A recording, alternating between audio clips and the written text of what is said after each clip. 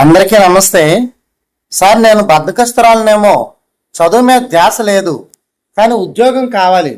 I hate miss. ఒక అభ్యర్థి ఆవేదనకు సమాధానం: నిన్ను నువ్వు ద్వేషించుకోవడం అంటే నీలోని పోరాట పటిమను నువ్వే గొంతు పీసికి చంపేయడం. నేను బద్ధకస్తురాలని, నాకు చదువు అవ్వదు, నేను దేనికి పనికిరానని నిన్ను నువ్వు తిట్టుకుంటున్న ప్రతిసారి నీ ఆత్మవిశ్వాసం ఒక అడుగు వెనక్కి పడుతుంది. ఈ ప్రపంచంలో ఎవరూ పుట్టుకతోనే విజేతలు కారు, అలా అని పుట్టుకతోనే బద్ధకస్తులు కారు. బద్ధకం అనేది ఒక స్వభావం కాదు, అది కేవలం మనసు వేసే ఒక ముసుగు మాత్రమే. నీకు ఉద్యోగం కావాలన్న తపన ఉన్నప్పుడు ఆ తపన నీ నిద్రను కూడా దూరం చేయాలి. కానీ అది జరగడం లేదంటే నీ లక్ష్యం నీకు ఇంకా స్పష్టంగా కనిపించడం లేదని అర్థం. చదువు మీద ధ్యాస లేదని నువ్వు అంటున్నావు, కానీ గమనించు, నీకు సినిమా చూస్తున్నప్పుడు ధ్యాస ఉంటుంది, సోషల్ మీడియా చూస్తున్నప్పుడు సమయం తెలియదు, స్నేహితులతో మాట్లాడుతున్నప్పుడు బద్ధకం రాదు. అంటే నీకు ఏకాగ్రత ఉంది, కానీ దాన్ని ఎక్కడ పెట్టాలో తెలియడం లేదు. చదువును ఒక శిక్షలా భావించుకు, అది నీ జీవితాన్ని మార్చే ఒక అద్భుతమైన ఆయుధం.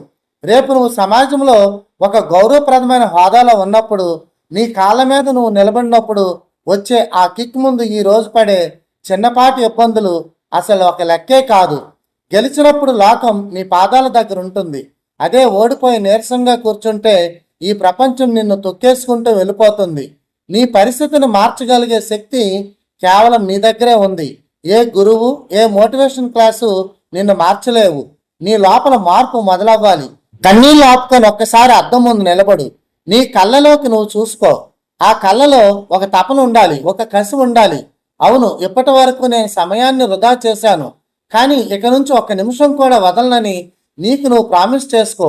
ఒక్క రోజులో అంతా మారిపోదు. అలా మెల్లమెల్లగా నీ బద్ధకాన్ని చంపేయి. చదువుతున్నప్పుడు నీకు ఉద్యోగం వస్తే నీ తల్లిదండ్రుల కళల్లో కనిపించే ఆనందాన్ని ఊహించుకో. అది చాలు నీకు నిద్ర రాకుండా ఉండడానికి. ఎండమూరి గారు ఒక మాట అంటారు: నువ్వు ఆకాశంలో నక్షత్రం కావాలని కోరుకో, కనీసం నీ ఇంటి మీద దీపమైనా అవుతావని.